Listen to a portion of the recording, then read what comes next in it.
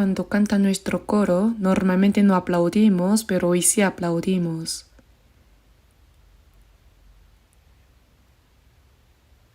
Sí, al concluir este año, estamos terminando este retiro de invierno llenos de la gracia de Dios.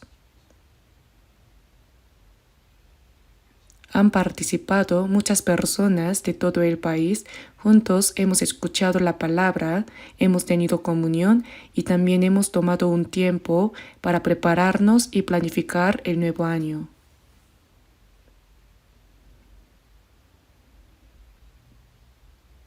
Damos muchas gracias a Dios, no solo porque nos ha dado la oportunidad de recibir la salvación, sino también porque nos ha dado la oportunidad de predicar el Evangelio. Por eso, nuestro anhelo de corazón es aún mayor, no desperdiciar esta valiosa oportunidad de los últimos tiempos que Dios nos ha dado, sino cumplir plenamente la preciosa misión que el Señor nos ha encomendado.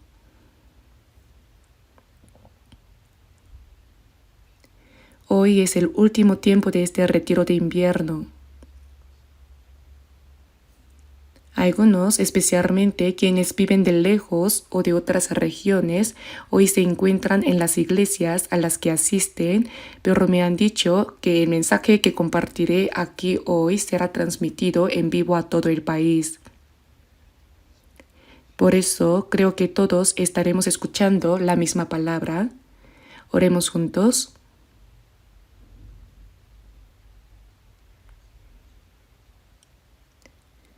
Padre Dios misericordioso que nos amas, te damos gracias por la gran gracia con la que en este tiempo final que tú has determinado nos has salvado y nos has distinguido como pueblo santo. Gracias porque estás con nosotros y nos ayudas para que en el tiempo que nos queda de vida vivamos sirviéndote, predicando el Evangelio y caminando en obediencia. También te damos gracias porque a través de este retiro de invierno, muchas iglesias de todo el país han podido reunirse para escuchar la palabra, tener comunión y dedicar un tiempo valioso para planificar, diseñar y prepararse para el nuevo año. En todas las muchas iglesias que hay en nuestro país y en el mundo, damos gracias y creemos que Dios está con todos los hermanos y hermanas que aún en medio de las dificultades guardan la fe y proclaman el Evangelio, ayudándolos y guiándolos. En este tiempo final, concédenos comprender claramente cuál es la santa misión que nos has encomendado, la obra de anunciar el Evangelio, y permite que todos nosotros seamos usados de manera valiosa conforme a tu voluntad para que llevemos el Evangelio a las muchas almas miserables que aún no han recibido la salvación y que ellas también, junto con nosotros, puedan ser salvas y tener la gloriosa esperanza de entrar en la vida eterna y en el reino de los cielos. También te damos gracias porque en este tiempo podemos reunirnos juntos para agradecerte y aprender tu palabra. Señor, enséñanos la palabra que necesitamos y muéstranos cómo debemos vivir y andar.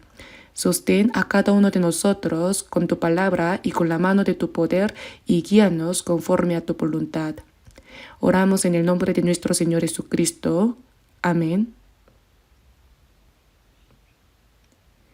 Busquemos un momento en nuestra Biblia el libro de los Salmos. Salmo 107.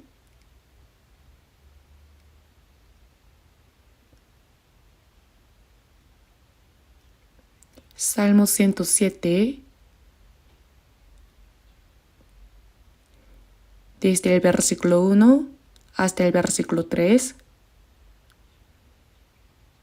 Salmo 107, desde el versículo 1 hasta el versículo 3, leamos juntos. Alabad a Jehová, porque eres bueno, porque para siempre es su misericordia. Díganlo los redimidos de Jehová, los que ha redimido del poder del enemigo, y los ha congregado de las tierras del oriente y del occidente, del norte y del sur.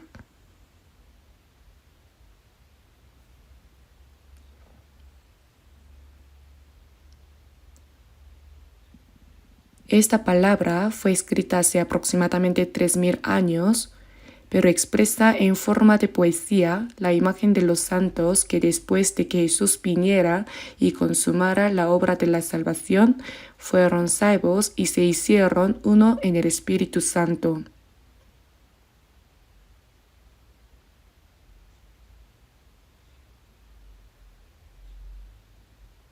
Dad gracias al Señor. Los que han recibido la salvación no pueden otra cosa que vivir dando gracias a Dios en todo tiempo. Como dice la palabra, dad gracias en todo. Damos gracias incluso por el hecho de que ahora mismo estamos respirando y con vida. Damos gracias porque entre tantas personas de este mundo pudimos conocer la grande gracia y el amor de Dios y recibir la salvación.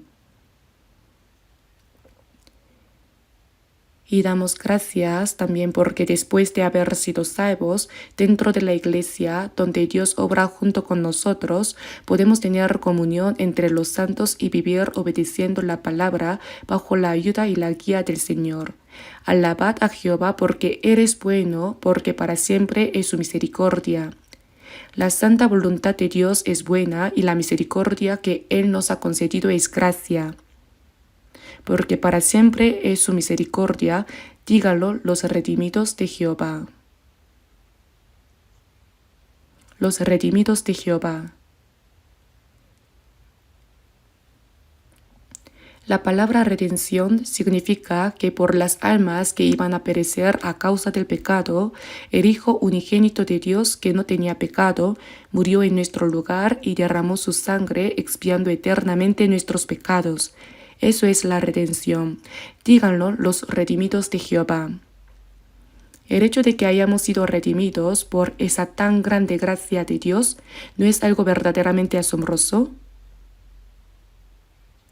Díganlo. ¿Qué es lo que debemos decir? Los que ha redimido del poder del enemigo.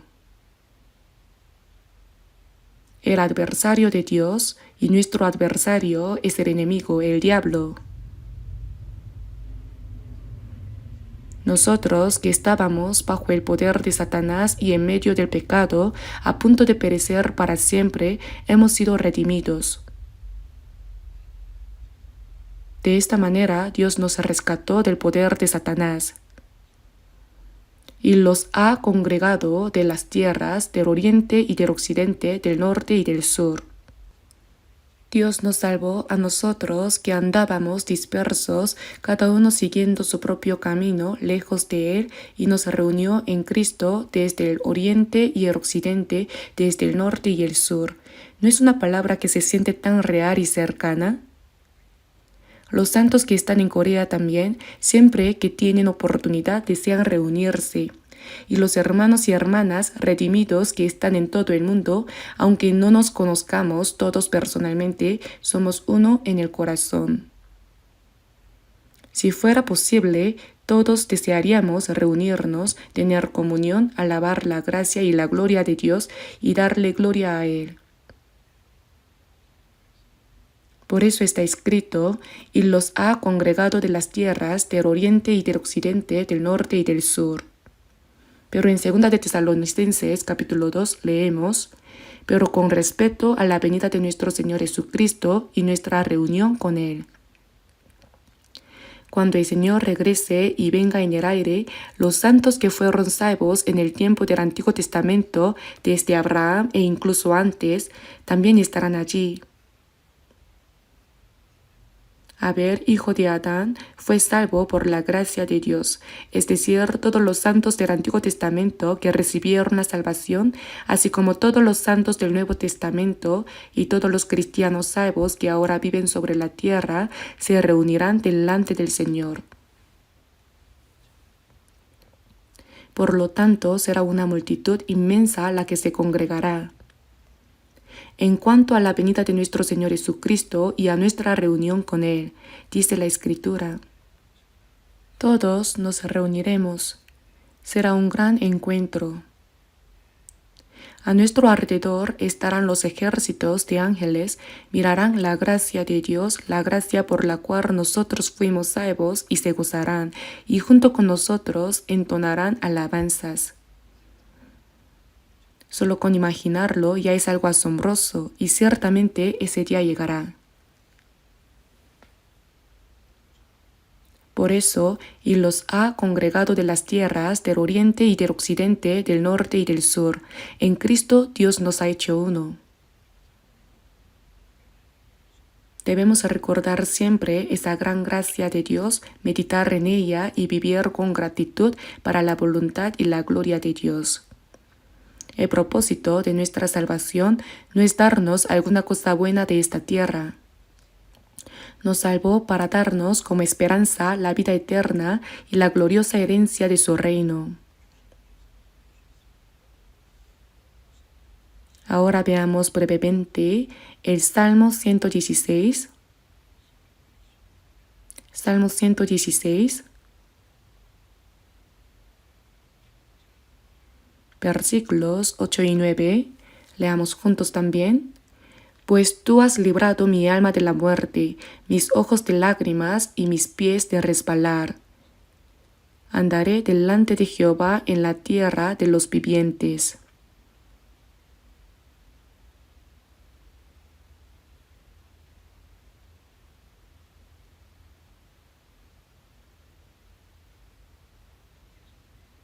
Pues tú has librado mi alma de la muerte, del poder de la muerte eterna, y mis ojos de lágrimas. Las lágrimas son tristeza. Se dice que mientras vivimos en esta tierra, nacemos llorando, vivimos llorando y nos vamos llorando. Pues bien, el Señor nos ha librado de esas lágrimas y de esa tristeza a nosotros que tendríamos que vivir en medio de este dolor y aflicción. Si miramos Apocalipsis capítulo 21, en el nuevo cielo y la nueva tierra, dice, Dios mismo estará con ellos como su Dios, enjugará Dios toda lágrima de los ojos de ellos, como diciendo, Hijo, en ese mundo sufriste mucho, derramaste muchas lágrimas. Él dice que enjugará nuestras lágrimas, nos consolará, mis ojos de lágrimas. Pero los salvos también derraman muchas lágrimas por otra razón, lágrimas que se derraman para vivir conforme a la voluntad y la gloria de Dios y para anunciar el Evangelio. Mis ojos de lágrimas y mis pies de resbalar, mis pies de resbalar. Yo estaba tropezando en el pecado, cayendo a punto de precipitarme hasta el infierno, pero el Señor me sostuvo en el momento justo. ¿Qué palabra tan vívida y real es esta? Andaré delante de Jehová en la tierra de los vivientes. Mientras viva en esta tierra, antes me había apartado de Dios, cada uno seguía su propio camino y estuve a punto de ir al infierno, pero ahora, el resto de mi vida, andaré delante de Jehová en la tierra de los vivientes. Viviremos el resto de nuestros días delante de Dios. Ahora ya no podemos volver a vivir apartados de Dios. Y leamos juntos también desde el versículo 12 hasta el 14. Desde el versículo 12 hasta el 14, leamos juntos. ¿Qué pagaré a Jehová por todos sus beneficios para conmigo? Tomaré la copa de la salvación e invocaré el nombre de Jehová. Ahora pagaré mis votos a Jehová delante de todo su pueblo. Aquí dice, ¿qué pagaré a Jehová por todos sus beneficios para conmigo? Esta es una expresión que solo pueden decir los cristianos que han sido redimidos por la gracia de Dios. ¿Qué pagaré a Jehová por todos sus beneficios para conmigo? Para salvar a un pecador como yo, el Hijo unigénito de Dios Jesucristo, según lo que dice Filipenses capítulo 2, versículo 6, siendo en forma de Dios, es decir, un ser igual al Dios creador, vino a esta tierra en forma de hombre.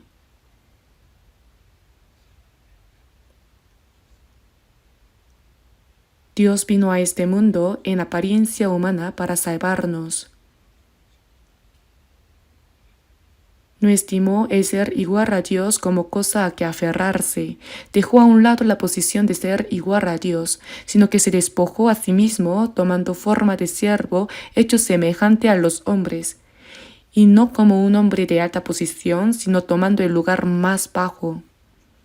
Y estando en la condición de hombre, se humilló a sí mismo, haciéndose obediente hasta la muerte. Aquel santo y glorioso, sin pecado alguno, se hizo como un siervo y obedeció hasta la muerte para salvar a los pecadores, y muerte de cruz.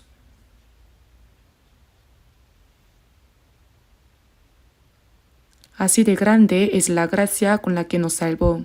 El Hijo unigénito de Dios murió en lugar de un pecador como yo.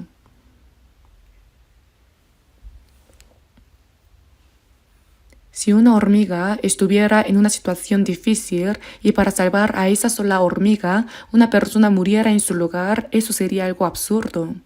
No tendría sentido, no se podría entender. Algo así es imposible.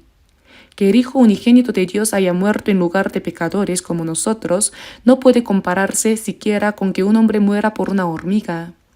Eso está más allá de toda imaginación. Y que Dios salve a pecadores como nosotros, destinados a caer hasta lo más profundo del infierno, y nos haya hecho sus hijos, herederos del cielo, capaces de entrar en el reino de los cielos y participar de su gloria, eso es algo que no podemos ni imaginar.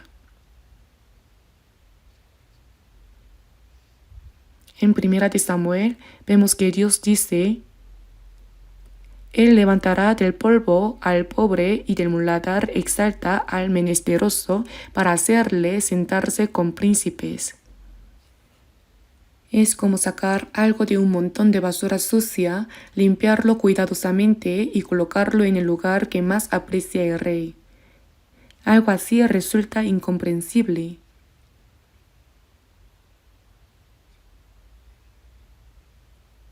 Él levanta del polvo al pobre y del muladar exalta al menesteroso para hacerle sentarse con príncipes y heredar un sitio de honor. Ese sitio glorioso. No lo podemos comprender, eso es obra de Dios.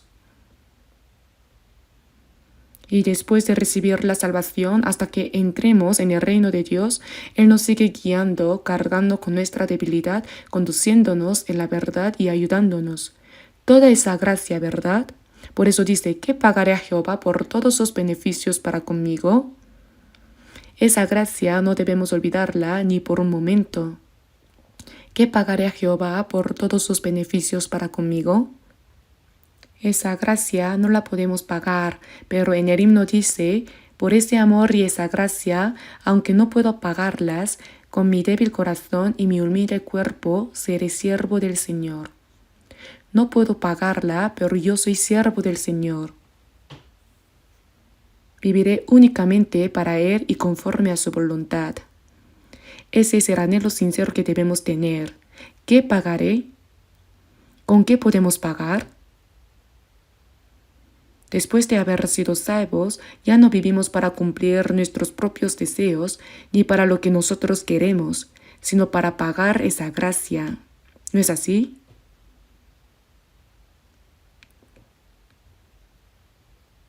No debemos olvidar esa gracia. Cuando recordamos esa gracia, aún en medio de pruebas y dificultades, podemos vivir agradecidos y con gozo conforme a la voluntad del Señor. Por eso, ¿qué pagaré? La Biblia nos muestra cómo podemos pagar esa gracia. Después de haber recibido la salvación, para pagar la gracia de Dios, debemos vivir el resto de nuestra vida conforme a lo que dice 1 de Pedro capítulo 4, para no vivir el tiempo que resta en la carne conforme a las concupiscencias de los hombres, sino conforme a la voluntad de Dios. Así es como respondemos a esa gracia. Existe la expresión ingratitud, ¿verdad? La gracia que hemos recibido de nuestros padres también es grande y preciosa, por eso los honramos y les mostramos piedad filial. En realidad, nuestros padres nos dieron la vida, nos criaron, nos enseñaron y nos ayudaron. Esa gracia nunca podremos pagarla por completo. Pero cuando alguien desobedece a sus padres, se opone a ellos y les causa preocupación y dolor, se dice, ese es un hijo ingrato, totalmente falto de piedad filial. Por eso moralmente se dice que el pecado de la falta de piedad filial es el más grave. Entre 10.000 pecados, el mayor es la falta de piedad filial. De los 10 mandamientos son 10 en total. De ellos, 4 son mandamientos relacionados con Dios y 6 son mandamientos relacionados con las personas. El primero de los mandamientos relacionados con las personas es honra a tu padre y a tu madre.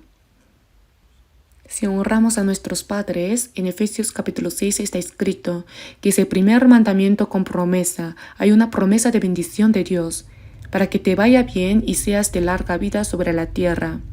Es decir, quien honra bien a sus padres mientras viva en esta tierra, prosperará en lo que hace y tendrá una larga vida. Espiritualmente, nuestro Padre es el Padre de nuestras almas, Dios. Quien honra bien a Dios también debe honrar bien a sus padres. Hacia arriba servimos a Dios y vivimos conforme a su voluntad, y en lo carnal respondemos a la gracia de nuestros padres. Pero hay quienes son desobedientes a sus padres e incluso les dicen, ¿por qué me diste a luz? ¿Qué has hecho por mí? Y se rebelan contra ellos. Eso está claramente equivocado. Quien no conoce la gracia de Dios, quien no ha sido salvo, no puede comprender qué es la gracia de Dios. En ese sentido no hay mucho que decir. Pero aún los que han sido salvos, habiendo recibido una gracia tan grande, con frecuencia la olvidan.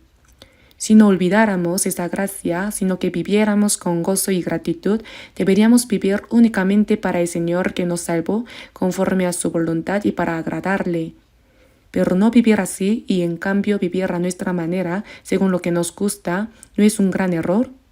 Por eso, ante la pregunta ¿qué pagaré a Jehová por todos sus beneficios para conmigo?, debemos, por medio de la palabra, meditar más en qué es la gracia de Dios, cuán grande y maravillosa es esa gracia, y aprender también cómo responder a ella.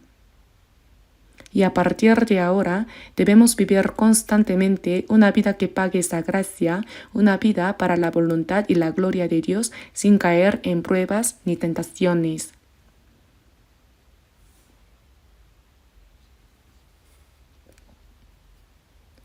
¿Qué pagaré a Jehová por todos sus beneficios para conmigo? Tomaré la copa de la salvación e invocaré el nombre de Jehová. La copa de la salvación significa alzar la copa con gozo por la gran gracia de Dios. Tomaré la copa de la salvación e invocaré el nombre de Jehová, es decir, alabar y exaltar la gracia de Dios. Ahora pagaré mis votos a Jehová delante de todo su pueblo. Todo el pueblo de Jehová se refiere a los santos que han sido salvos. Ahora, una vez que hemos sido salvos, vivir delante de Dios significa vivir delante de los santos que han sido salvos. Hay muchos hermanos y hermanas que han sido salvos como nosotros. Algunos están cerca, otros lejos y otros en distintas partes del mundo, aunque no los hayamos conocido personalmente. Delante de todo su pueblo, es decir, delante de los santos salvos, pagaré mis votos a Jehová. ¿Cuáles son mis votos? La persona que ha sido salva debe hacer un voto delante de Dios al menos una vez, prometerle a Dios que vivirá conforme a su voluntad. Eso es un voto. Hay una persona llamada Zinzendorf, un conde alemán. Ser conde significaba poseer vastas tierras y gran poder. Él era un hombre con mucha autoridad y riquezas. Este conde Zinzendorf fue salvo. Después de recibir la salvación, parece que no tenía claro cómo debía vivir. Un día, en un museo de Alemania, vio un cuadro de Jesús colgado en la cruz, con la corona de espinas sobre la cabeza, sufriendo en la cruz. Al contemplar ese cuadro, Zinzendorf cayó postrado delante de él y comenzó a llorar sin parar inconsolablemente.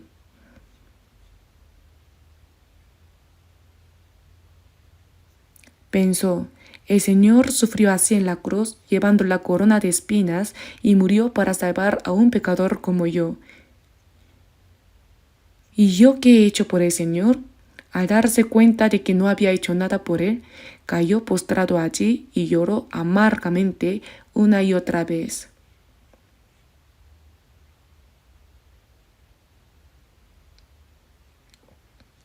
Y delante de ese cuadro hizo una promesa al Señor.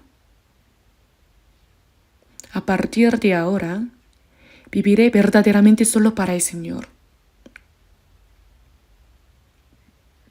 Por eso dedicó todas sus muchas riquezas a la obra de predicar el Evangelio. En Inglaterra, John Wesley, quien fue salvo después de haber sido pastor, ese John Wesley colaboró junto con Zinzendorf en la obra de predicar el Evangelio.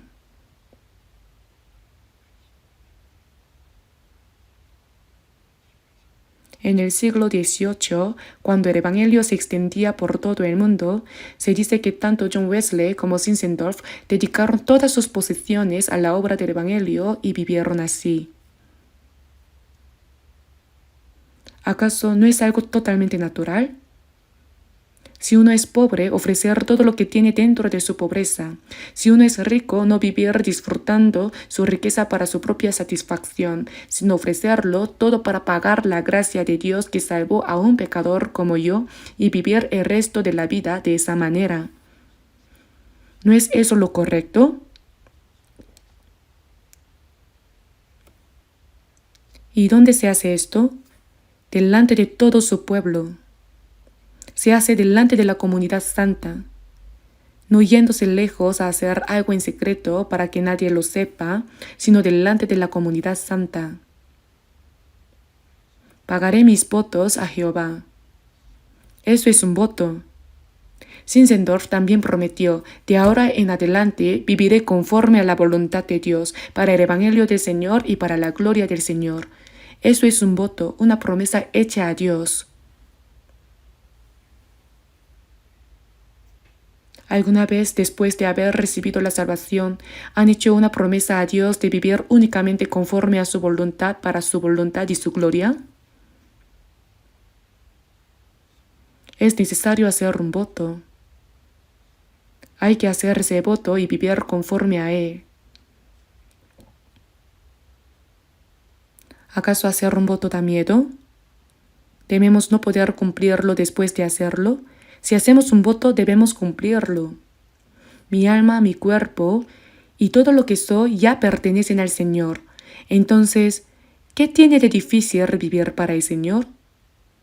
¿De qué habría que preocuparse? Vivir conforme a la voluntad del Señor y para su gloria es nuestro gozo y también nuestra gloria.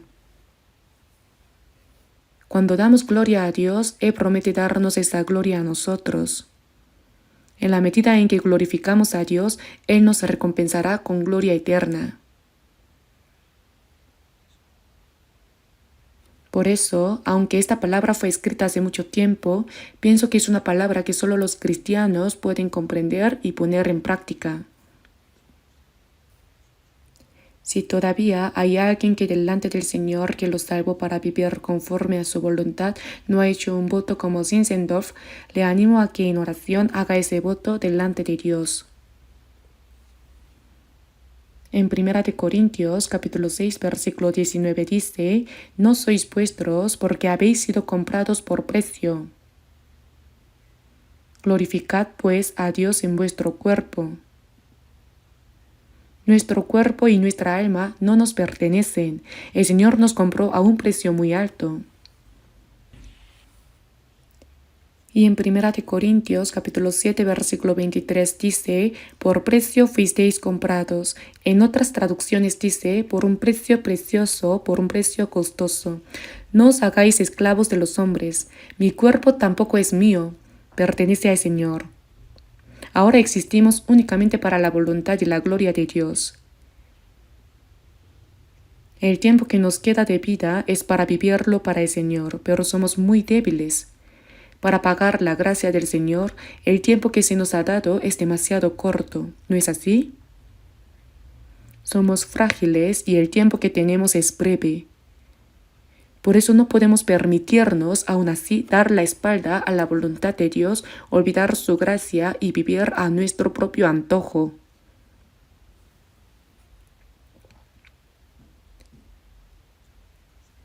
Nosotros, los cristianos, debemos vivir como hijos de Dios que han sido salvos. En la Biblia vemos cómo vivieron los apóstoles y los santos que nos precedieron.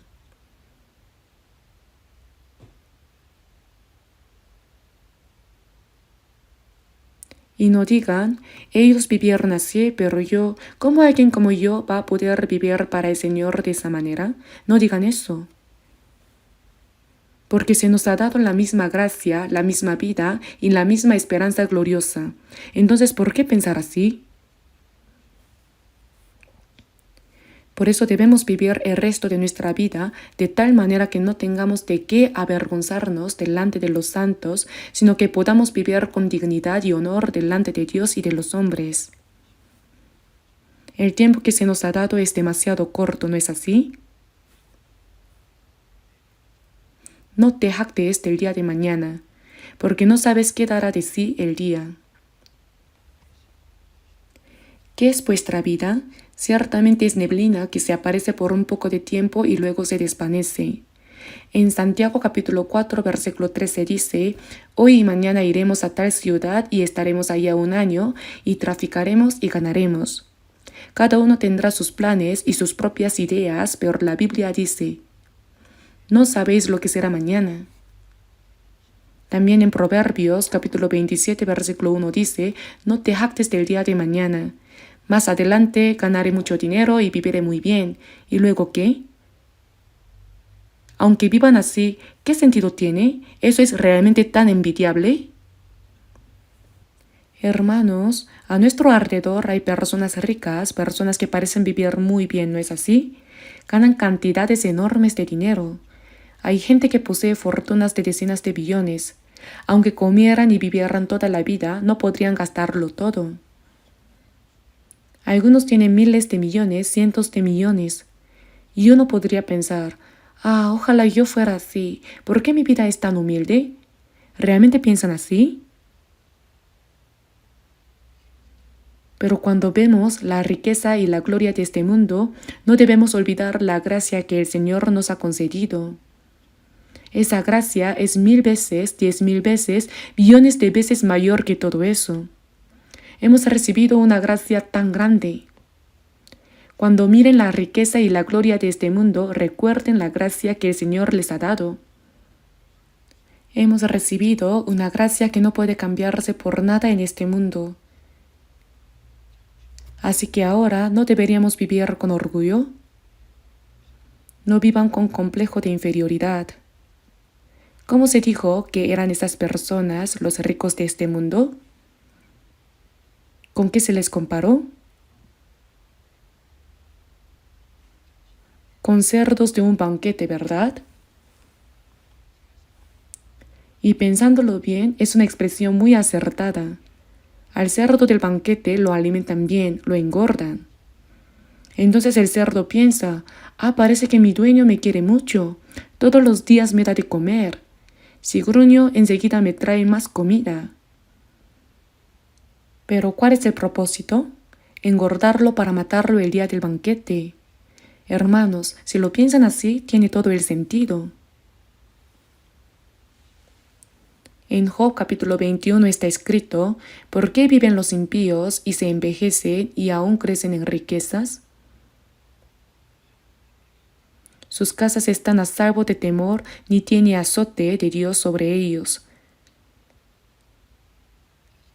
Es decir, aumentan sus bienes, sus hijos son como rebaños, prosperan en todo. Y dice, pasan sus días en prosperidad y en paz descienden al Seol. Cuando uno lee Job capítulo 21, realmente se siente muy real. También en los Salmos aparece lo mismo. Al ver que los impíos prosperan, mientras uno intenta vivir conforme a la voluntad del Señor y aún así enfrenta sufrimientos y dificultades. Por eso al ver esto, el salmista dice, en cuanto a mí casi se deslizaron mis pies, por poco resbalaron mis pasos. Dijo, yo quiero vivir conforme a la voluntad de Dios y tengo dificultades, pero ¿por qué los impíos prosperan así?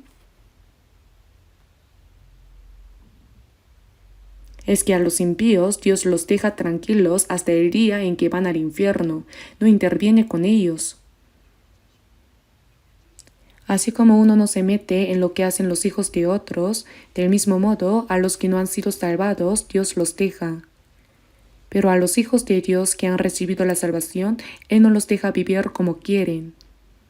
A través de pruebas y aflicciones nos entrena, nos forma y nos educa. ¿No es así? Ahora bien, en todo caso, nosotros los cristianos que hemos sido salvos, el título que quiero compartir hoy es La misión más grande del cristiano. Sinceramente me preocupa si podré hablar de este tema de una manera que esté a la altura del título. La misión más grande del cristiano. Los cristianos tenemos la misma vida que hemos recibido, la misma esperanza y el mismo propósito de vida. Hemos recibido la misma gracia, la misma vida y la misma esperanza, y ahora también tenemos el mismo propósito para vivir, ¿no es así? Por eso leamos brevemente juntos 2 de Corintios capítulo 5 versículo 15, 2 de Corintios capítulo 5 versículo 15, 2 de Corintios capítulo 5 versículo 15. Leamos juntos. Y por todos murió, para que los que viven ya no vivan para sí, sino para aquel que murió y resucitó por ellos.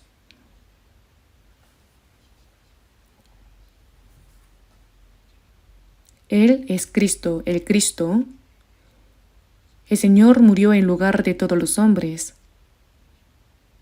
En realidad murió sustituyendo a todos, pero ahora el que ha sido salvo comprende esa gracia y reconoce, el Señor murió en lugar de un pecador como yo.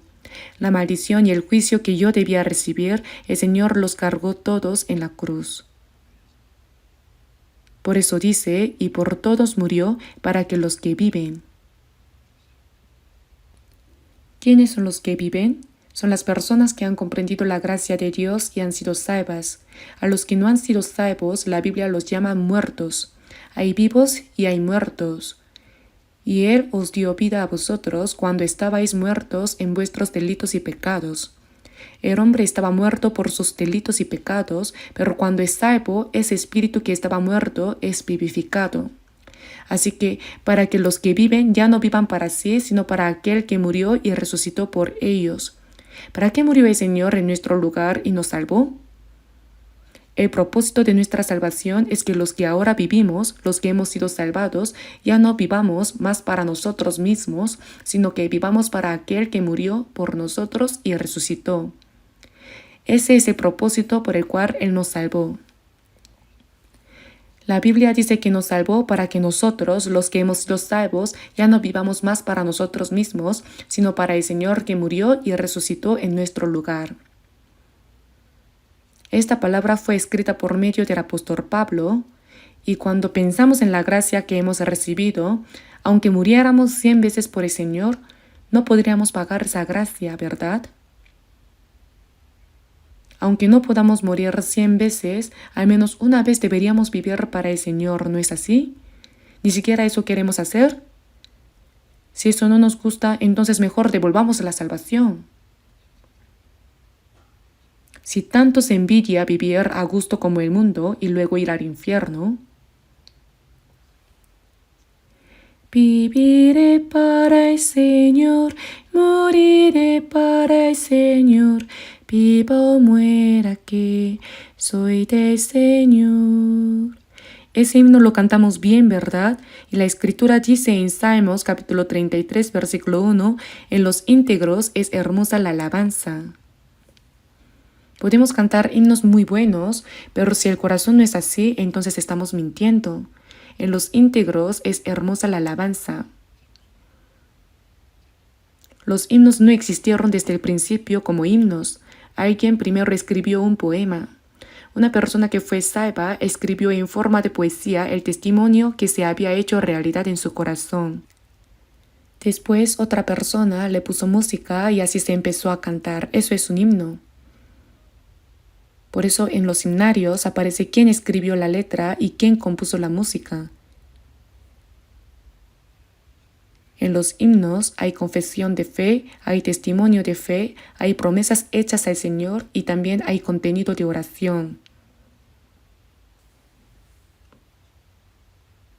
Todo eso debe brotar de nuestro corazón.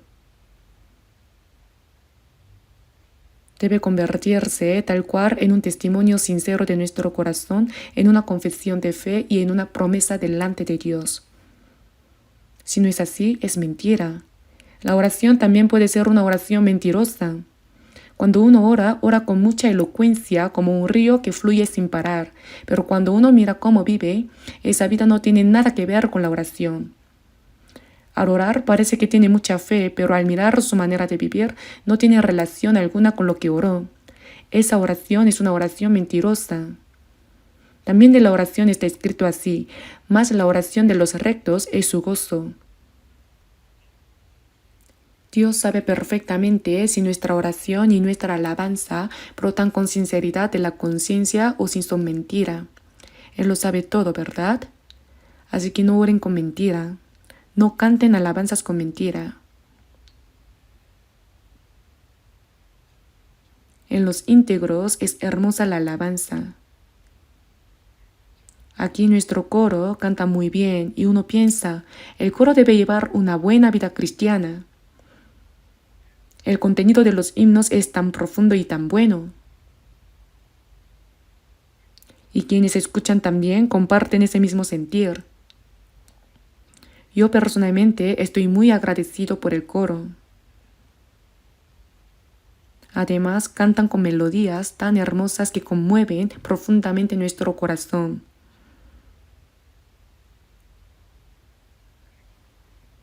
Bien, ahora veamos también un momento Romanos capítulo 14.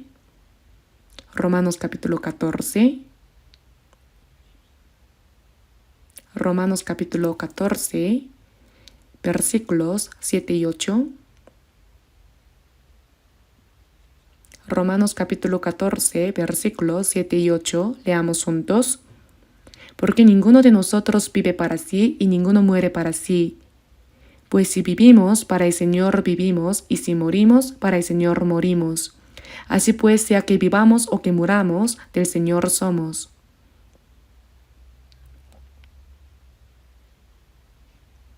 Este versículo se conecta con la palabra de 2 de Corintios, capítulo 5, versículo 15.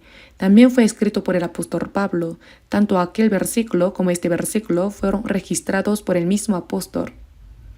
Pues si vivimos, para el Señor vivimos, y si morimos, para el Señor morimos. Cuando dice vivimos, se refiere a nosotros, los que hemos sido salvos.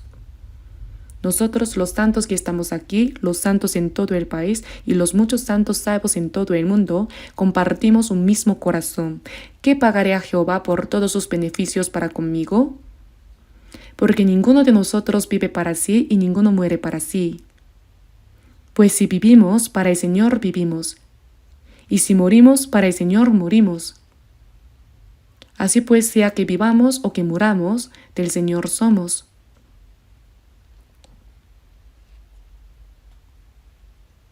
Antes existían los siervos, ¿verdad? Pero no se trataba simplemente de un peón que trabajaba en la casa de un rico. En aquellos tiempos, cuando existía el sistema de la esclavitud, a las personas se las compraba con dinero. Si alguien compraba un buey con dinero, podía hacerlo trabajar o incluso matarlo, todo dependía del dueño, ¿no es así? Por eso al siervo en griego se le llama doulos, es decir, esclavo. El apóstol Pablo, al escribir el Nuevo Testamento, tanto en Romanos como en Filipenses, dice en Romanos capítulo 1, versículo 1, Pablo, siervo de Jesucristo. Él consideraba un gran honor llamarse a sí mismo siervo de Jesucristo. El siervo es una persona que ha sido comprada a un precio muy alto, ha sido comprada. Por lo tanto, existe únicamente para su Señor. El siervo no tiene derecho a vivir para sí mismo ni libertad para decidir sobre su muerte, por lo que no puede tener planes propios, ni deseos propios, ni opiniones propias. Existe únicamente para su Señor. Nosotros somos siervos de Jesucristo. El Señor murió en nuestro lugar. Por nosotros el Señor se hizo siervo hasta la muerte. Jesús dijo, como el Hijo del Hombre no vino para ser servido, sino para servir, y para dar su vida en rescate por muchos. El Señor murió hasta el final para servirnos verdaderamente. Entonces, ¿cómo debemos pagar esa gracia? Debemos convertirnos en siervos de Cristo, ¿no es así? Nosotros no tenemos derecho a vivir para nosotros mismos ni libertad para decidir sobre nuestra muerte, porque ninguno de nosotros vive para sí y ninguno muere para sí, pues si vivimos, para el Señor vivimos, y si morimos, para el Señor morimos. ¿Por qué? Porque sea que vivamos o que muramos, del Señor somos. La persona que está dispuesta a morir por el Señor puede vivir correctamente para el Señor. Piénsenlo bien. ¿Estamos preparados para morir por el Señor? Si lo estamos, entonces también podemos vivir correctamente. El que vive correctamente para el Señor es el que tiene derecho a morir por el Señor. ¿Acaso Dios permite que cualquiera muera por Él? Solo quien ha vivido para el Señor puede al final morir para el Señor. El que vive según su propio deseo puede morir para el Señor. Eso no tiene sentido. Primero se vive para el Señor y luego se muere para el Señor. Así vivieron los apóstoles y todos los santos que nos precedieron, vivieron para el Señor y murieron para el Señor. Si una persona que ha recibido la salvación vive para sí misma y muere para sí misma, eso es una maldición, una maldición. No tiene ningún valor en absoluto. Y por todos murió, para que los que viven ya no vivan para sí, sino para aquel que murió y resucitó por ellos.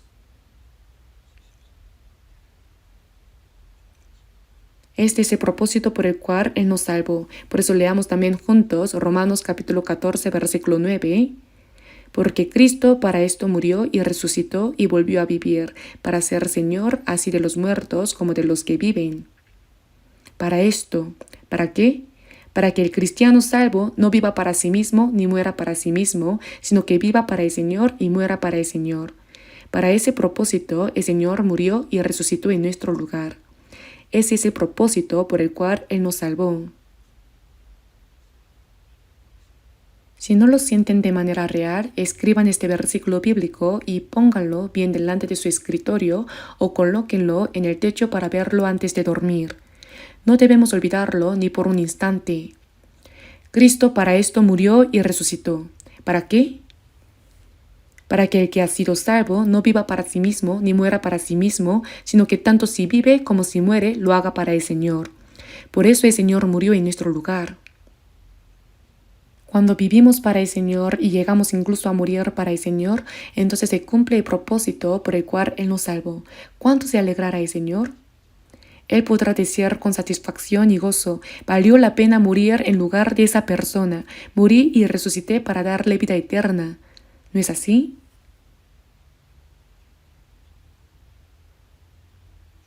Él se complace al vernos vivir conforme a su voluntad. Por eso dice, para ser Señor así de los muertos como de los que viven. Nosotros ya no somos nuestros propios dueños.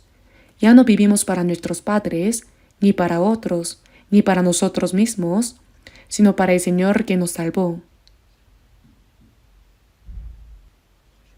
¿No es algo absolutamente claro? Este hecho tan sencillo, tan trascendental, este hecho eterno, no debemos olvidarlo jamás. Cuando escuchamos la palabra decimos, Ah, sí, amén. Viviré para el Señor. Así lo decidimos en nuestro corazón, pero luego, al salir y bajar las escaleras, lo olvidamos todo. Si alguien llega en un auto nuevo y reluciente, pensamos, ¡ah, qué envidia! Si vemos a alguien con ropa elegante, decimos, ¡qué bien, qué bonito! ¿De verdad eso nos da tanta alegría? ¿Acaso uno envidiaría a un cerdo en un banquete? Desde ahora, cuando vean algo elegante o costoso, piensen, eso es como un cerdo en el banquete. Recuerden siempre esto. No debemos envidiar al cerdo del banquete. Nosotros, los que hemos sido salvados, vivimos y morimos para el Señor en esta tierra, soportamos cualquier dificultad por Él. Ese es un privilegio que Dios nos ha dado. ¿Cualquiera puede hacer eso? No. Los que no han sido salvos no tienen derecho a vivir ni a morir para el Señor, porque no tienen ninguna relación con el Señor.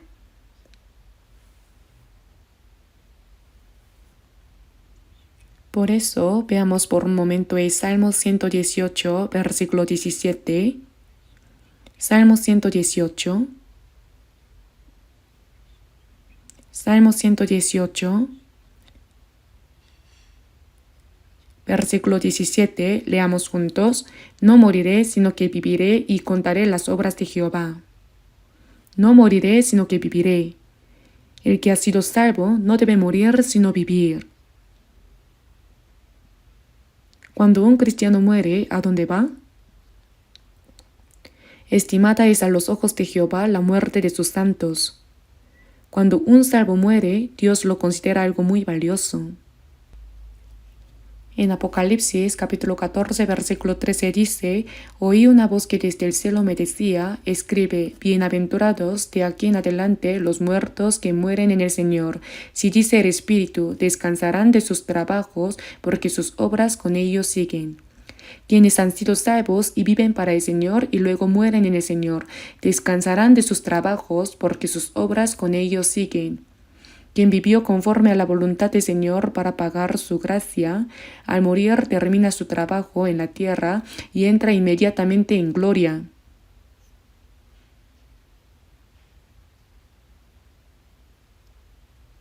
Estimada es a los ojos de Jehová la muerte de sus santos. Cuando Dios ve a un salvo morir después de llevar una vida cristiana, lo considera valioso. ¿Tienen miedo de morir? No debemos vivir y morir de cualquier manera. Si vivimos conforme a la voluntad del Señor y morimos por Él, ¿cuán maravilloso es eso? El apóstol Pablo estuvo desnudo, hambriento, sin dormir, sin comer, pasó frío y tembló, fue azotado innumerables veces, encarcelado muchas veces y estuvo al borde de la muerte. ¿Cuánto sufrió? Pero en 2 de Timoteo capítulo 4 dice, he peleado la buena batalla, he acabado la carrera, he guardado la fe. Por lo demás me está guardada la corona de justicia, la cual me dará el Señor juez justo en aquel día. ¡Qué himno de victoria más impresionante! Cuando Jesús murió en la cruz dijo, consumado es. Es algo maravilloso. Él vino a este mundo, murió en la cruz, pagó por el pecado del hombre y completó toda la obra de salvación de las almas. Consumado es. Luego entró en su gloria. El apóstol Pablo también, al morir, cantó su victoria diciendo, he acabado la carrera, he guardado la fe. Por lo demás me está guardada la corona de justicia, la cual me dará el Señor, juez justo, en aquel día. La salvación nos la dio el Señor al morir en la cruz y derramar su sangre, pero después de haber sido salvos, vivimos para el Señor, que es el juez justo. El Señor que nos salvó es, al mismo tiempo, nuestro juez justo. En Apocalipsis capítulo 22, versículo 12, dice, he aquí yo vengo pronto y mi galardón conmigo. El Señor que viene tiene en sus manos la recompensa que dará a cada persona. para recompensar a cada uno según sea su obra. Dice a cada uno.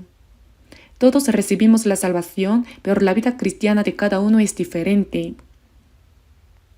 Algunas personas viven o mueren completamente por el Señor, enfrentando cualquier sufrimiento, dificultad o prueba solo por Él.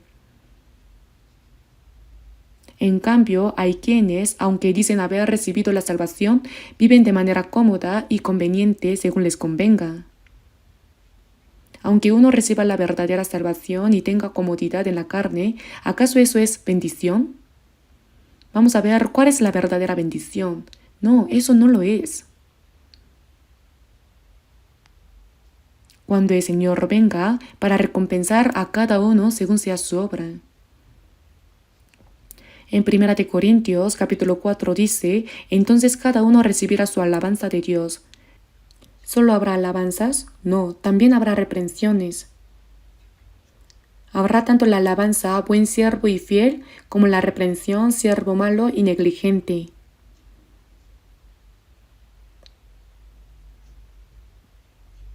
Si el Señor nos mira y se goza en nosotros y nos elogia, entonces por eso podríamos soportar cualquier sufrimiento durante toda la vida, ¿verdad?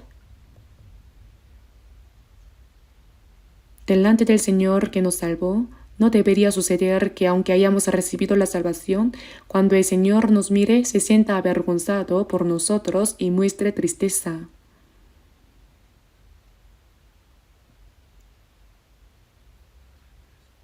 Por eso está escrito, no moriré, sino que viviré.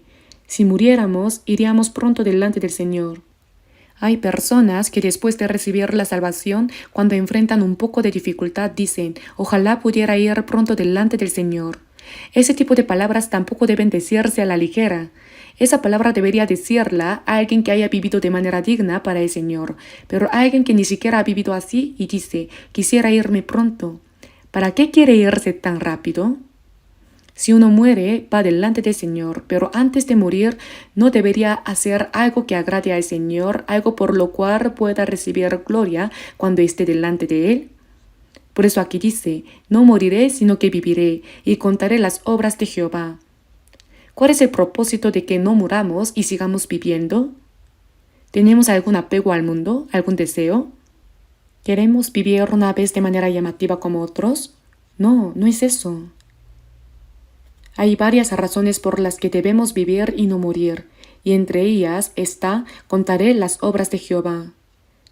¿Cuáles son las obras que Dios ha hecho? Él creó el universo y gobierna la historia, pero ¿cuál es la obra más grande de todas? Que hizo morir a su Hijo unigénito en lugar de nosotros para expiar eternamente nuestros pecados y salvar nuestras almas. Esa es la obra suprema que Dios ha realizado. Dios puede hacer cualquier cosa con su palabra y su poder. Pero hay una cosa que no puede hacerse solo con la palabra y el poder de Dios, la salvación del alma. ¿Por qué? Porque la paga del pecado es muerte, y sin pagar el precio del pecado no se puede salvar al pecador. Si Dios salvara al pecador sin pagar el precio del pecado, Dios no sería un Dios justo. Sería negarse a sí mismo. Como Dios es un Dios justo, el precio del pecado debe pagarse necesariamente. Si nosotros tuviéramos que pagar ese precio, no nos quedaría otra opción que caer en el infierno. Entonces, ¿qué debía hacerse para salvarnos? Dios mismo tenía que resolver ese precio del pecado. Y para resolverlo, envió a su Hijo unigénito, igual a Él, en forma de hombre, y permitió que Él, siendo sin pecado, muriera en lugar de nosotros. Uno murió por todos. Jesús no es descendiente de Adán.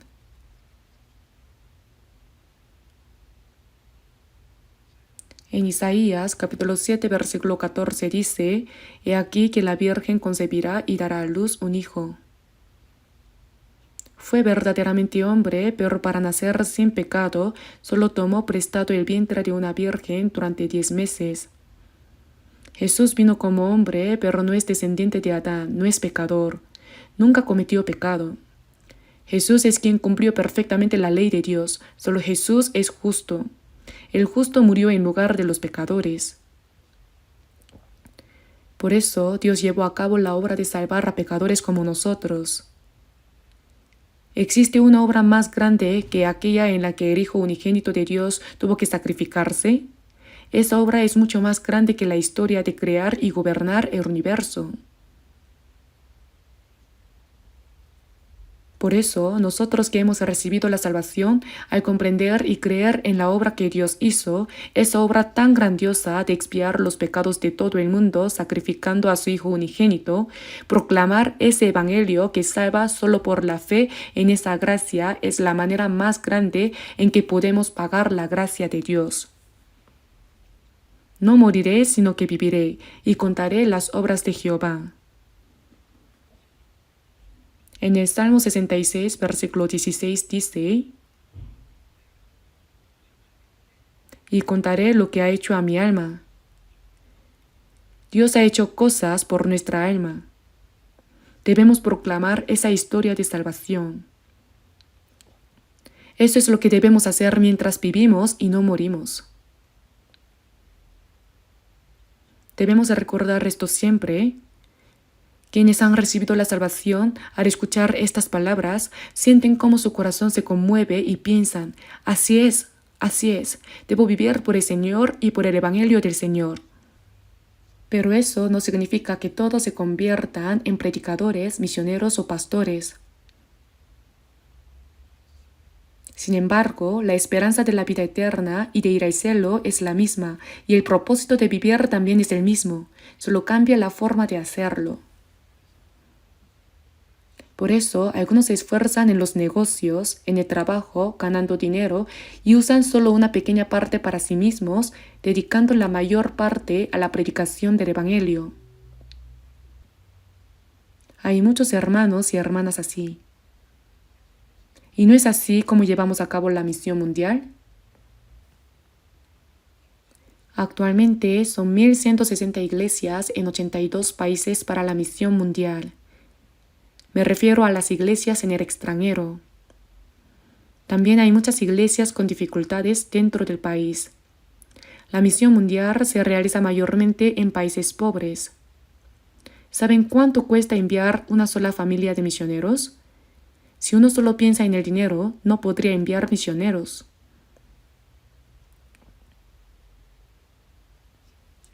Se debe preparar la casa donde vivirán, también el edificio de la iglesia, el centro de retiro, comprarles un automóvil, cubrir la educación de los hijos y su manutención. Cada 3 años vienen a su país de origen con toda la familia y se debe pagar todos los pasajes. Por eso, este año se pagó, disculpen que lo diga, 21.000 millones de won para la misión en el extranjero. Pero los pastores no enfatizan: hagan ofrendas, no se hace. En el último retiro de invierno lo mencioné una vez. Eso podemos hacerlo entre nosotros. Las personas que no han sido salvas podrían pensar: aquí también insisten en las ofrendas.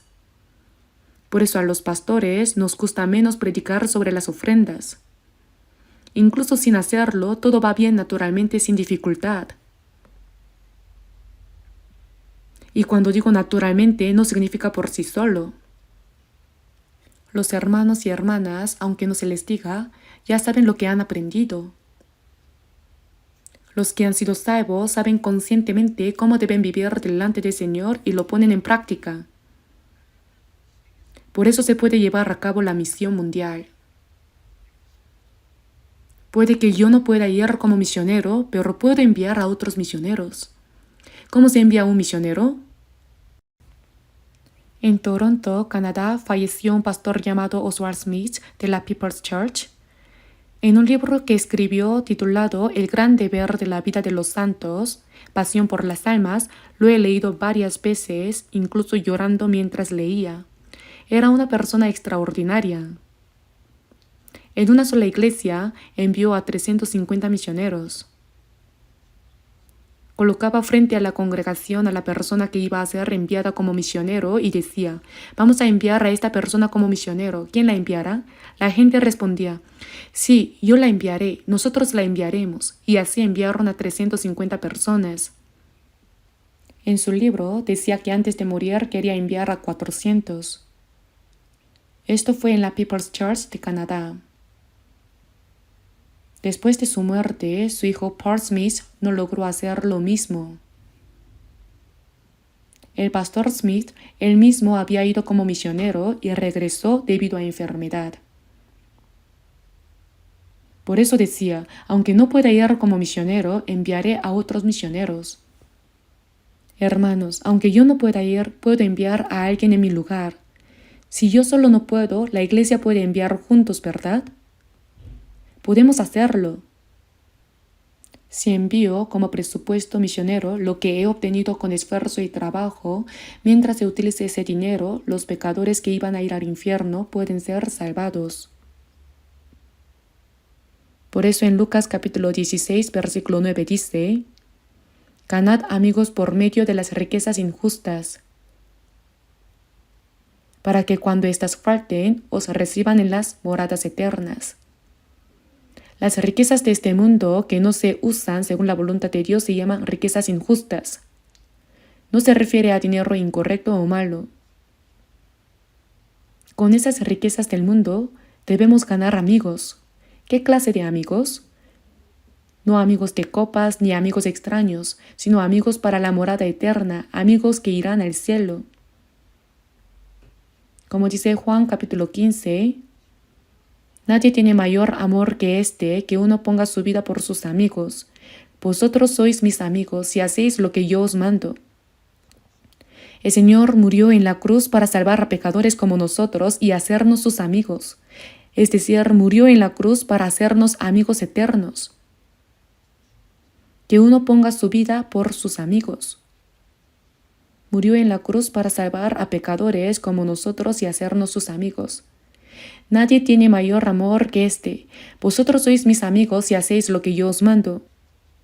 Quienes han sido salvos, al saber que el Señor entregó su vida por nosotros, también hacemos lo mismo, salvar otras almas. Esa es la evidencia de que somos amigos del Señor. El Señor murió para hacernos amigos siendo pecadores como nosotros, así que yo también debo actuar de la misma manera para ganar otros amigos. Ese es el significado. Por eso vivimos en esta tierra para pagar la gracia de Dios, y entre todas las formas de corresponder, la más grande es dar testimonio de la gracia del Señor y salvar a las muchas almas que están destinadas a perecer. Proclamar este evangelio es la misión más grande que nosotros, los cristianos, debemos cumplir en la tierra. En Hebreos capítulo 2, versículo 3 dice: ¿cómo escaparemos nosotros si descuidamos una salvación tan grande? ¿Saben cuán grande es la salvación que hemos recibido? Crear y gobernar todo el universo, Dios puede hacerlo solo con su palabra, ¿verdad? Dios no hay nada que no pueda hacer con su palabra y su poder. Sin embargo, hay algo que ni la palabra ni el poder de Dios pueden hacer: salvar el alma del hombre. ¿Existe algo más grande que aquello que requiere que el Hijo unigénito de Dios muera? Hay personas que tienen autoridad, riqueza y un poder inmenso.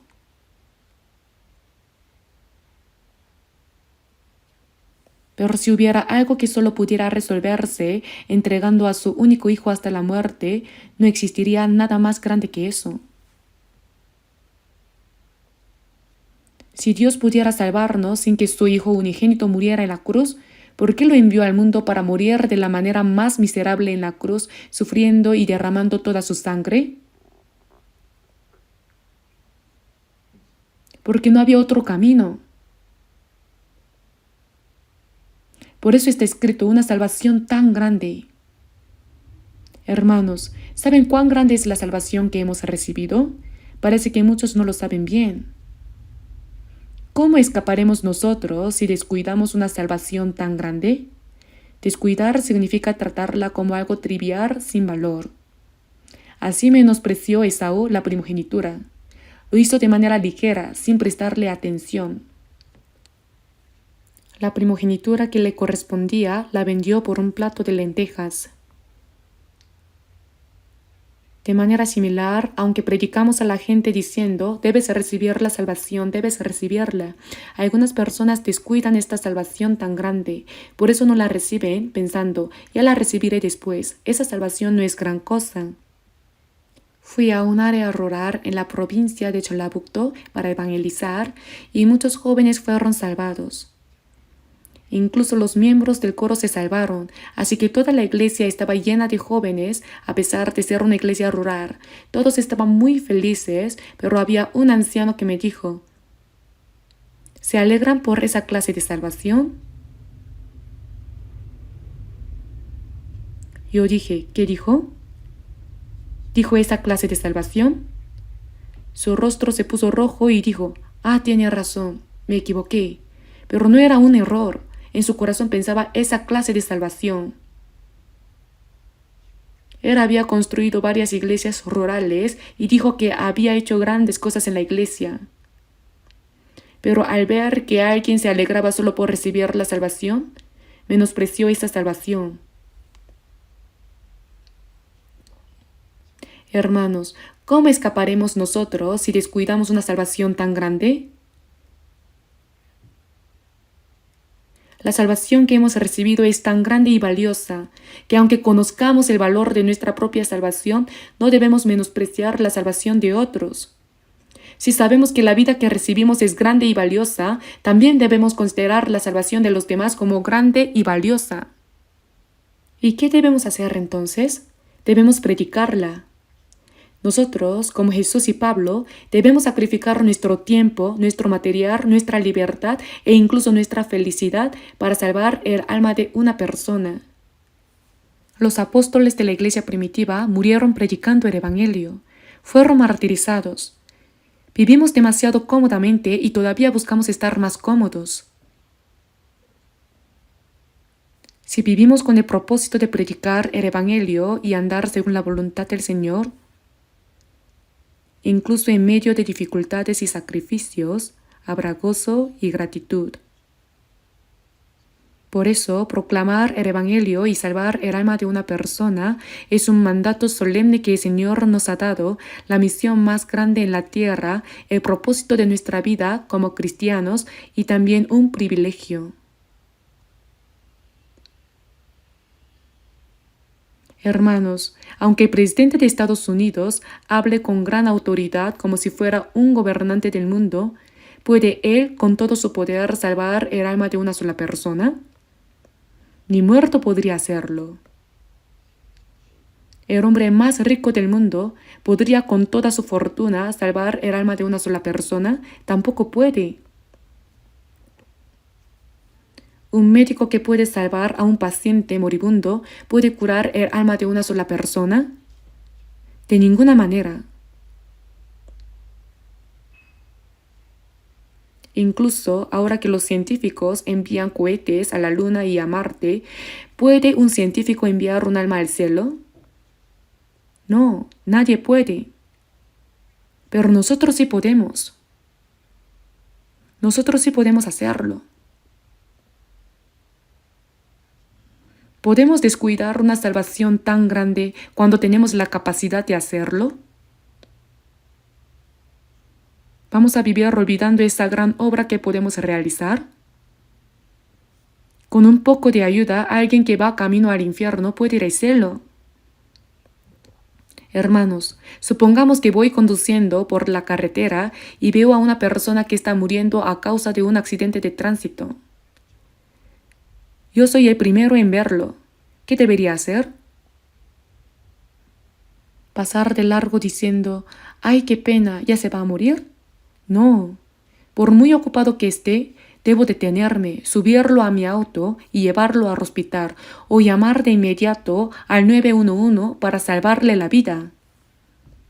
En fin, debo hacer todo lo que esté a mi alcance para salvar a esa persona, ¿verdad?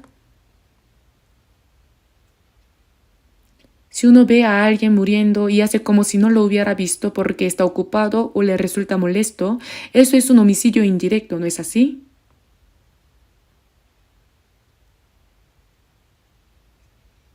El Señor murió en la cruz para salvarnos. Pero si no se predica ese evangelio, nadie puede recibir la salvación. Veamos un momento Juan capítulo 20. Juan capítulo 20, versículo 19. Cuando llegó la noche de aquel mismo día, el primero de la semana, estando las puertas cerradas en el lugar donde los discípulos estaban reunidos, por miedo de los judíos, vino Jesús y puesto en medio les dijo: paz a vosotros. Y cuando les hubo dicho esto, les mostró las manos y el costado, y los discípulos se regocijaron viendo al Señor. Entonces Jesús les dijo otra vez: paz a vosotros. Como me envió el Padre, así también yo os envío. Y habiendo dicho esto, sopló y les dijo: recibid el Espíritu Santo. A quienes remitiereis los pecados, les son remitidos, y a quienes se los retuviereis, les son retenidos. Se apareció Jesús resucitado.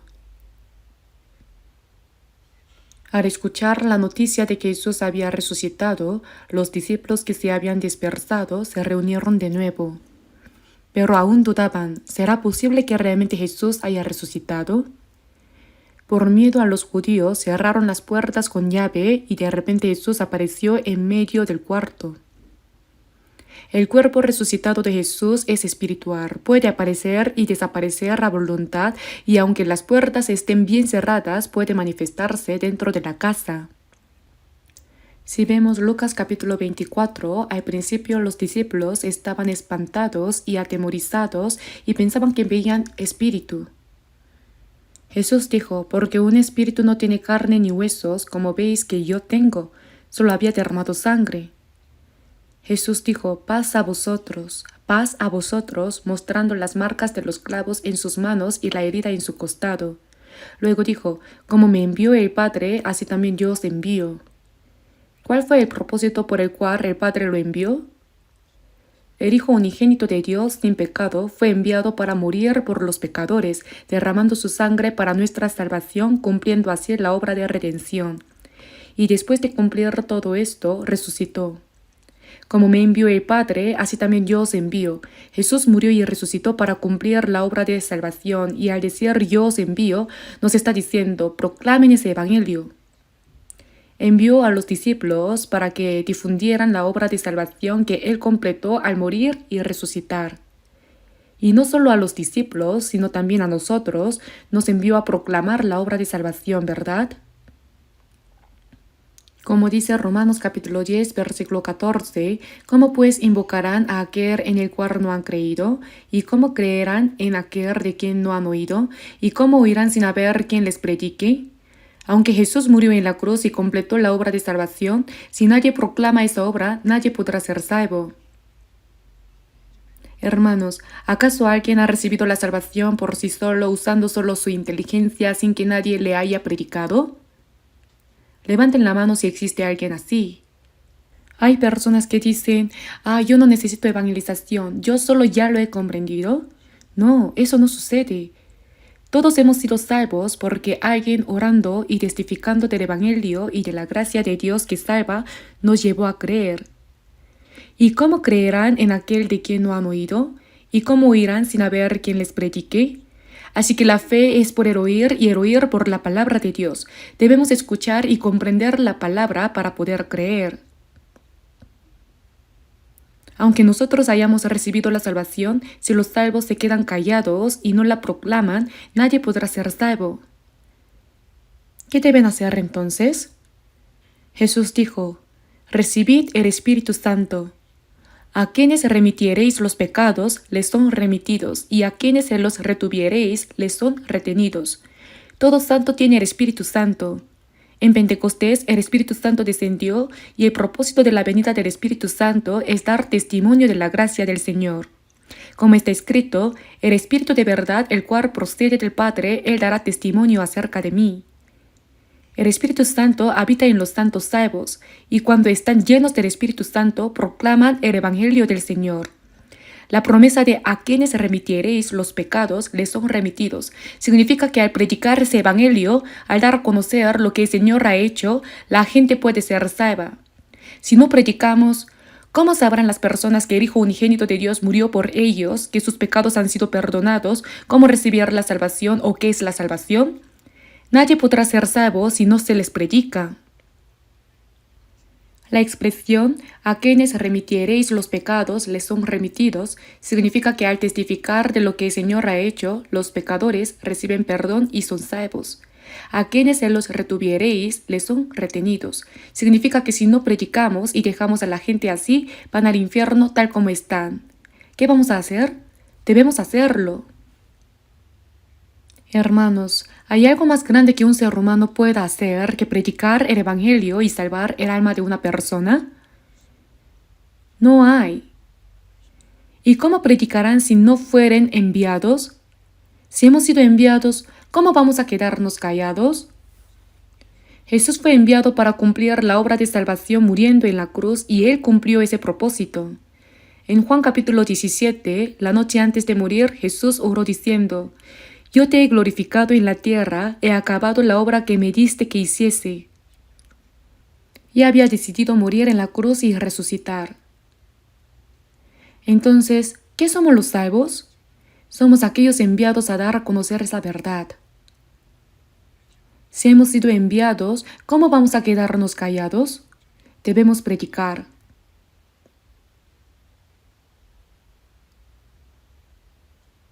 Con un poco de ayuda, esa persona podría ser salva, pero decimos, ¡qué fastidio! Estoy ocupado. Además, seguro que no escuchará. Y así no predicamos. ¿Saben cuán grande es el pecado de no predicar? En Santiago capítulo 4, versículo 17 dice, «Y al que sabe hacer lo bueno y no lo hace», ¿qué más dice? «Le es pecado». Ya lo saben bien. ¿Cuál es un acto más bueno que predicar el Evangelio, es decir, lo bueno, y salvar el alma de una persona? En Filipenses capítulo 1, versículo 5 dice, «Por vuestra comunión en el Evangelio desde el primer día hasta ahora, los salvos participan en la comunión desde el día en que fueron salvos. En esa comunión se proclama el Evangelio. Estando persuadido de esto, que el que comenzó en vosotros la buena obra, la perfeccionará hasta el día de Jesucristo». Dios hizo la buena obra en los santos salvos. La obra más buena es predicar el Evangelio a los pecadores que van camino al infierno para que sean salvos. Esa buena obra debe continuar hasta que el Señor venga. Efesios capítulo 3, versículo 20 dice, «Y a aquel que es poderoso para hacer todas las cosas mucho más abundantemente de lo que pedimos o entendemos, según el poder que actúa en nosotros». Que actúa en nosotros. Dios obra en los salvos. ¿Qué obra? La obra de la salvación. Si se unen, vivirán. Si se dispersan, si se unen, ¿quién vive? Muchas almas son salvadas. Cuando los salvos se esfuerzan y cooperan juntos. Aunque el carbón arda intensamente, si se lo esparce se apaga, ¿lo entienden? El Evangelio no se realiza porque yo solo sea inteligente o trabaje duro, es la cooperación. En nosotros el Señor obra.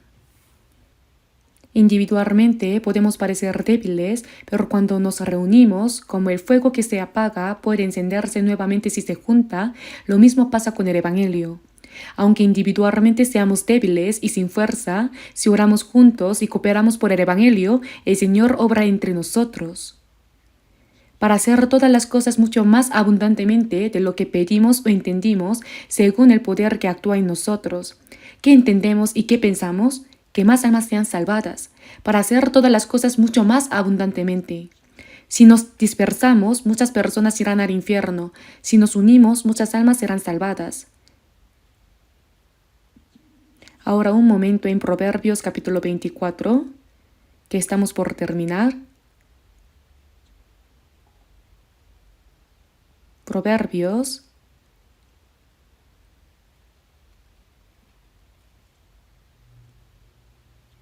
capítulo 24,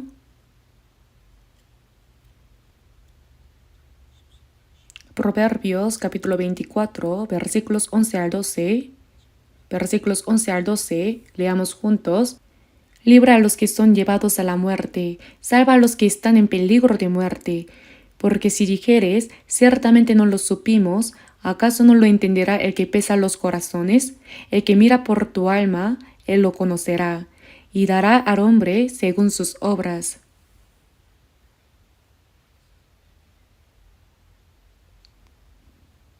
Ahora bien, esta palabra es realmente asombrosa. Libra a los que son llevados a la muerte, es decir, a los que son arrastrados al infierno. Y salva a los que están en peligro de muerte. Esto se refiere a personas que arrastradas por Satanás van camino al infierno. No te abstengas de hacerlo. No los dejes así, no los abandones. Quiere decir que los salves. Van a hacerse el desentendido viendo con sus propios ojos a personas que están siendo llevadas a la muerte, que están siendo destruidas por el diablo y arrastradas al infierno. Que vaya o no al infierno, ¿qué tiene que ver conmigo? ¿De verdad no tiene nada que ver con nosotros? Incluso pasa con la propia familia. Cuando los padres nos dicen que tú creas bien y vayas al cielo, respondemos diciendo, sí está bien, y después no evangelizan. Hay personas cuyo esposo se opone tanto que dice, tú cree y vete al cielo, yo me iré al infierno a vivir con Miss Corea. Y todavía lo dicen con gusto. ¿Creen que en el infierno hay Miss Corea? Allí todos son como demonios. ¿Y aún así los dejamos? ¿Decimos, está bien, vete al infierno y los abandonamos? No. Hay que seguir orando y orando, suplicando anhelosamente con todo el corazón. Aunque tome tiempo, pueden llegar a recibir la salvación. No se desanimen. Salva a los que están en peligro de muerte, porque si dijere, ciertamente no lo supimos. ¿Qué no lo supimos? Qué bien miente, ¿verdad? ¿Decir que no saben? Caín mató a Abel a pedradas y Dios le preguntó, ¿dónde está Abel tu hermano? Y él respondió, no sé, ¿soy yo acaso guarda de mi hermano? Dijo eso después de matarlo con total descaro. Nosotros no hemos matado físicamente a nadie como Caín, pero si dejamos a alguien que va camino a la muerte y decimos, no lo sabía, ¿qué tiene que ver conmigo? Eso también es grave. Qué descarado es decir que no saben. ¿Acaso no lo entenderá el que pesa los corazones? El que mira por tu alma, él lo conocerá, y dará al hombre según sus obras. Debemos entender que no evangelizar es un pecado. No compartir el evangelio es un pecado grande.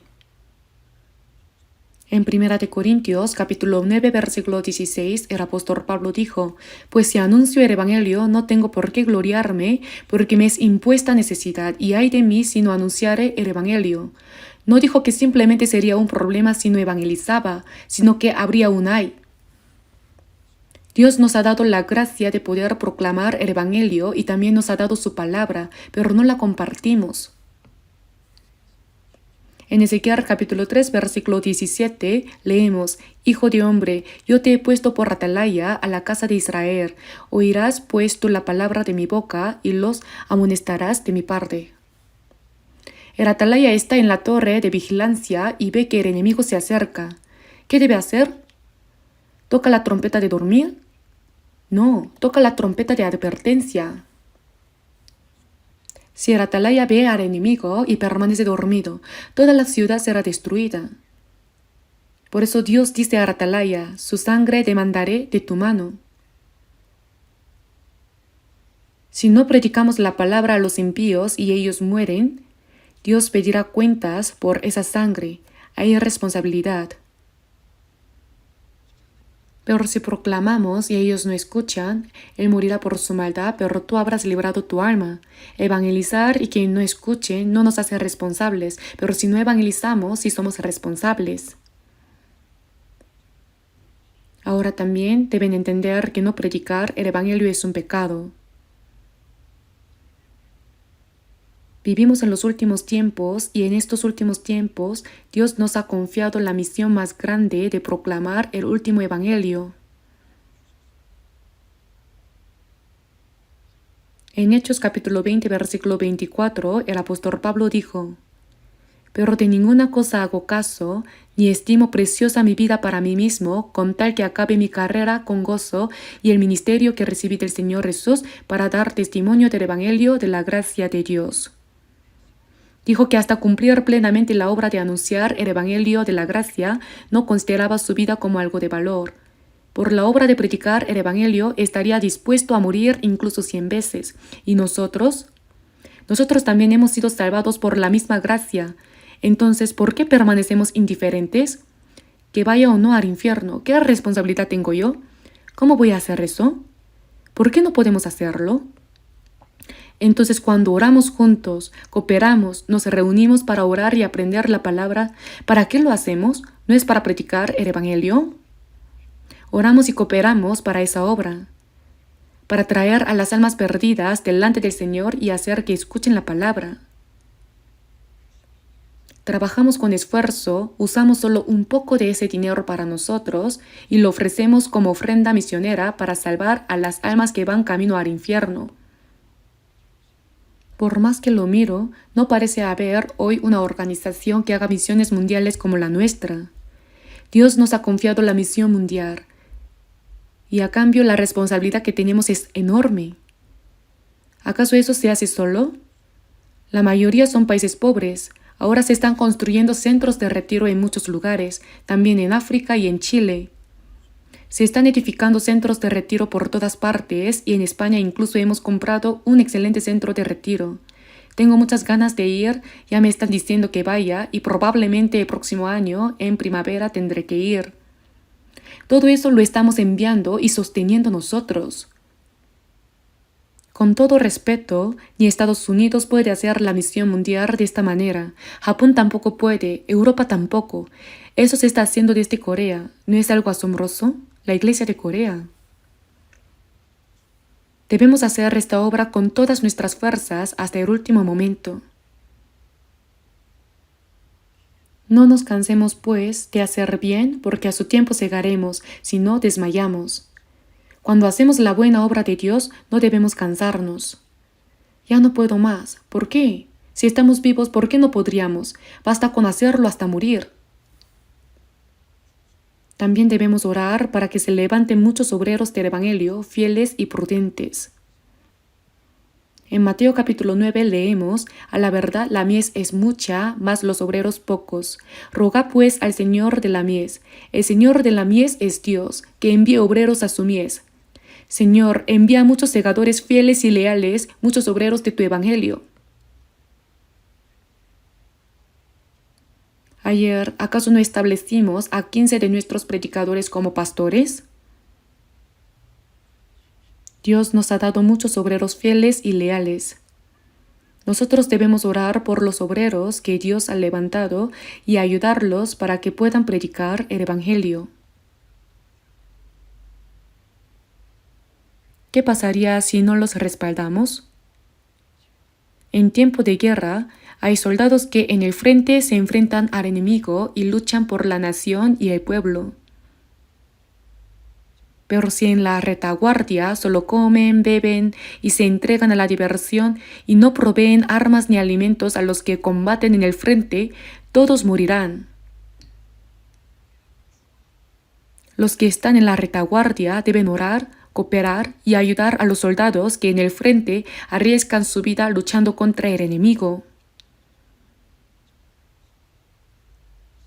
Tenemos muchísimo que hacer. El propósito de nuestra vida es únicamente la obra de predicar el Evangelio, y hay muchas cosas que cada uno puede hacer. El apóstol Pablo en Efesios capítulo 6 y en Colosenses capítulo 4 pide que oren por él. Yo también quisiera pedir encarecidamente que oren por mí, aunque hay muchísimas personas que ya oran por mí.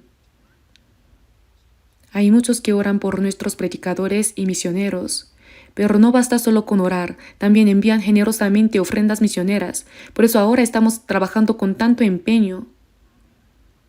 Debemos ayudarlos para que puedan realizar esa obra. Aunque yo no lo haga, todo saldrá bien. Sí puede que salga bien aún sin esa persona, pero ¿hay manera de escapar de esa responsabilidad delante de Dios? Cuando Dios pregunte, después de haber sido salvo, ¿qué hiciste? ¿Qué responderán? Hay algo que pueden hacer, búsquenlo. ¿Por qué no habría? El día de la venida del Señor está demasiado cerca. No nos quedan muchos días para evangelizar. Por eso, en el último tiempo que se nos ha concedido, debemos hacer lo que podamos hacer. Aunque no lo hayamos hecho hasta ahora, desde este nuevo año podemos comenzar con un corazón renovado. No es tarde. Demos lo mejor de nosotros. Damos gracias de que el Señor no haya venido en este 2025. Quizá venga el próximo año. Realmente el día de la venida del Señor está muy cerca. Hasta el día en que el Señor venga, hagamos todo lo que esté a nuestro alcance. Después de haber sido salvos, para que nuestra vida no sea en vano, hagámoslo juntos. No es algo que uno haga solo. El Señor nos ayudará. En 2 de Corintios, capítulo 9, leemos: «Y el que da semilla al que siembra y pan al que come, proveerá y multiplicará vuestra sementera y aumentará los frutos de vuestra justicia». El que siembra escasamente, también segará escasamente, y el que siembra generosamente, generosamente también segará. Sembrar significa mi sacrificio, mi sufrimiento. Si hay mucho sufrimiento y mucho sacrificio, muchos serán salvos. Si el sacrificio es poco, pocos serán salvos. Y el que da semilla al que siembra y pan al que come, proveerá y multiplicará vuestra sementera y aumentará los frutos de vuestra justicia. Cuando hacemos la obra del Señor, Él nos ayuda para que podamos hacerla. Yo creo eso. Cuando hacemos, Él nos ayuda en todo para que podamos hacerlo. Y el que da semilla al que siembra y pan al que come, proveerá y multiplicará vuestra sementera y aumentará los frutos de vuestra justicia. Pero si no hay ese corazón, Dios nos deja. Está bien, vive como quieras. ¿Acaso obliga Dios a alguien a trabajar? No. Debemos hacer la gran obra de Dios con un corazón voluntario y con gozo. Mas busca primeramente el reino de Dios y su justicia, y todas estas cosas os serán añadidas. Ese reino se refiere a predicar el Evangelio, y la justicia consiste en vivir obedeciendo la voluntad de Dios. Si vivimos así, lo que nuestra carne necesita nos será dado por añadidura. Dios cumple lo que promete. Como no logramos creer esto, no reconocemos la ayuda de Dios y tratamos de vivir según nuestro propio criterio. Pero si vivimos conforme a la voluntad de Dios, predicando el Evangelio y obedeciéndole, Él nos dará todo lo que necesitamos. Dios alimenta a las aves del cielo y como dice, y si la hierba del campo que hoy es y mañana se echa en el horno, Dios la viste así. ¿No habrá mucho más a vosotros, hombres de poca fe? Y nos reprende. Vivamos de manera admirable hasta el día en que el Señor venga, ¿de acuerdo? Por eso, en esta vida corta que se nos ha concedido, para que podamos cumplir una obra aún mayor de Dios, les pido que repitan conmigo: año de misión mundial, con todo el corazón, con todas las fuerzas, movilizando a todos. Ese ha sido nuestro lema durante varios años. ¿Cómo era? Año de misión mundial, con todo el corazón, con todas las fuerzas, movilizando a todos. Debemos movilizarnos todos. No digan yo no. Todos los que hemos sido salvos debemos unirnos, orar juntos, cooperar para esta obra, invertir nuestro tiempo, nuestros recursos y también los bienes que tenemos para cumplir sin falta la obra de Dios. Para eso se nos ha concedido este tiempo. Les pido que así lo hagan. Oremos. Padre Dios misericordioso, cuando aún no te conocíamos y estábamos lejos de ti en medio del pecado, tuviste compasión de nosotros. Te damos gracias por la gracia por la cual el Señor Jesús murió en nuestro lugar y por su sangre derramada perdonaste para siempre todos nuestros pecados y nos salvaste sin ningún mérito de nuestra parte. Nosotros que hemos sido redimidos por la preciosa sangre del Señor, te pedimos que en el tiempo que nos queda de vida, vivamos únicamente para tu voluntad y tu gloria, predicando el Evangelio del Señor y guiando a muchas almas perdidas delante de ti para que reciban la salvación. Permite, Señor, que tú estés con nosotros y obres para que se cumpla esta gran obra tuya. Te rogamos por todas las iglesias de todo el país y por los muchos santos en el mundo entero, que en este tiempo final podamos cumplir plenamente la santa obra que nos has encomendado y que se realice una obra de salvación aún mayor que el Señor desea, de modo que muchas almas sean salvadas y esto sea gozo y gloria para ti, Padre Dios. Oramos en el nombre de nuestro Señor Jesucristo. Amén.